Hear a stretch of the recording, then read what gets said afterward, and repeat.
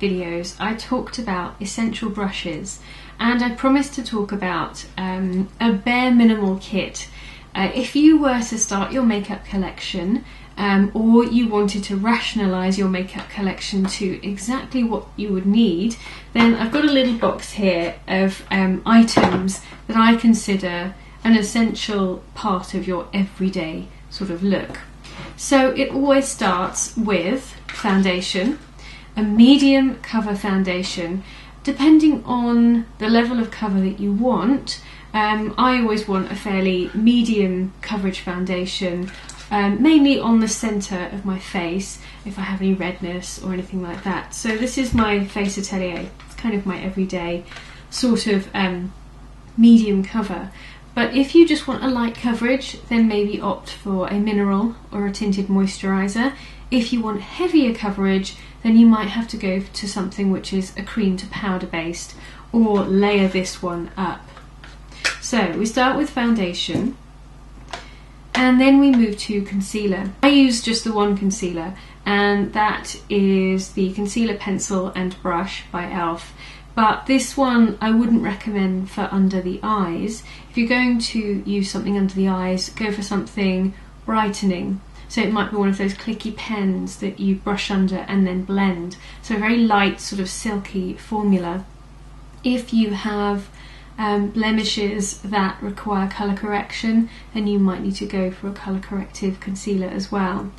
There was a bit of a debate on the e.l.f. Facebook page about whether to apply concealers or foundation first. I apply corrective concealers first, let them dry. They're often sort of dry feeling, so when they go on you don't blend them. Then apply your foundation, then apply your concealer, and at each stage you will find that you apply less and less of each product because you've already built up layers and coverage. So starting with your concealer first means that you may actually end up putting on more foundation to cover the concealer marks. Sometimes that happens. So by going about it the opposite way, you actually use less and you get a more natural finish. So step 2, concealers. Then I've got here 2 blushes. I feel in life you'll only ever really need 2 blushes. I only ever carry 2 in my kit if I don't have a palette with me, and it's these 2 colours. It's kind of a pinky brown and a corally colour. That's all you'll ever need for everyone's natural tones in life. That's pretty much it. You can certainly go for darker, more vibrant shades or bronzers as well, but standard 2 is pretty much all that's required. But what makes life really easy are things like this, which are cream eyeshadows, which make really good bases, and they add a bit of colour as well. So this one is a BeeLuscious. It really is my favourite and I guard it with my life, and it's in the colour Truffle and it's just beautiful. I can wear it on its own or I can use it as a base and it's just gorgeous. So some kind of base for the eyes. Again, optional because you can actually just use concealer and pressed powder if you want to.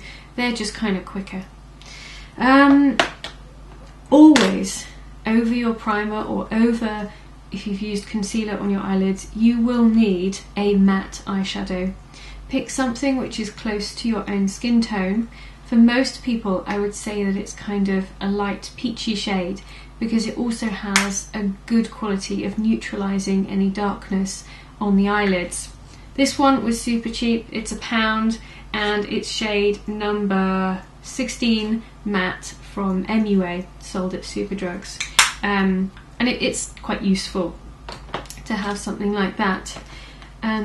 Next on the eyelids, I've got a palette here, and palettes are really useful. Because they just have so many colours. It's a hell of a lot easier than buying single eyeshadows. If you do want to invest in, say, 4 eyeshadows, get a palette as well, because they're really useful for keeping everything together. So this is the Naked palette. I think you can still get this, but I'm sure there are many variations that you can get that are similar, and it has a whole range of different colours that you can use for pretty much anything.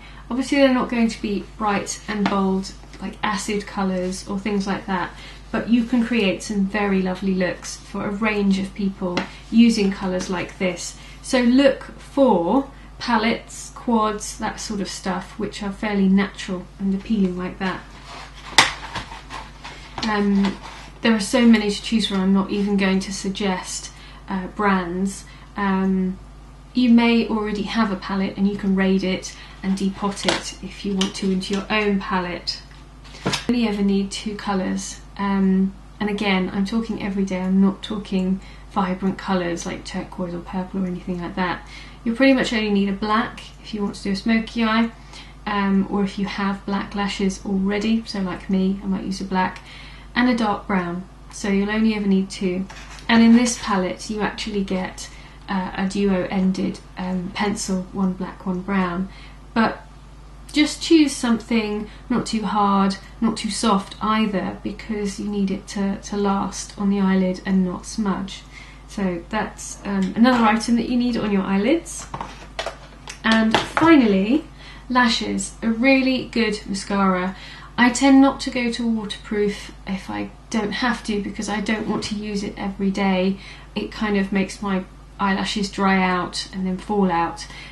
So I stick to something which is water resistant, or if I don't think it's going to be humid or rain or I'm going to cry, then I'll just stick to a regular volumizing and lengthening. Every girl with eyebrows, or unless you have a fringe down to here, you might need an eyebrow kit. Some sort of gel or powder, even a pencil, anything like that to just add a bit of lift to your eyebrows. I have done my eyebrows and I don't feel great unless I have penciled in my eyebrows or used a gel or a powder. So that's really eyes, and then finally lips. If you are opting for a bright lip colour, then a lip lock pencil is essential. If you don't have a lip lock pencil or can't get hold of one, then you'll need an everyday colour, like something, I always go for colours called Spice because they kind of work. So an everyday colour like that to line your lips to stop your lipstick bleeding. These mineral formulations, this one is an e.l.f. mineral lipstick in Rustic Brick, which is my everyday sort of colour. It's that spicy reddy brown sort of pinky colour that kind of suits me. If you need a colour like that, these mineral lipsticks aren't very buttery. They're not going to just slip slide away. They're actually moisturising, but it's like you've put a tiny touch of balm on your lips. It's not glossy, it's not gloopy, it certainly doesn't feel oily. It's on the drier side, but it doesn't dry your lips out, which is quite good. So yes, some sort of lipstick which is pigmented, sheer, and suits your skin tone and your lip colour.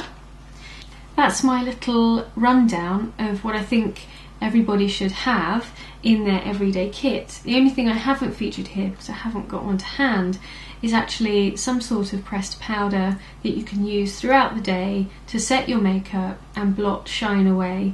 The other thing, you can use are highlighters. Sometimes I just use an eyeshadow to do that if I'm on the fly, and that's it. That's your basic kit if you are starting out in makeup and you just want to have a bit of experimentation, you want to work out what's good for your eye shape, then that's a really good way to do it. So I hope that was useful. Thank you very much for watching.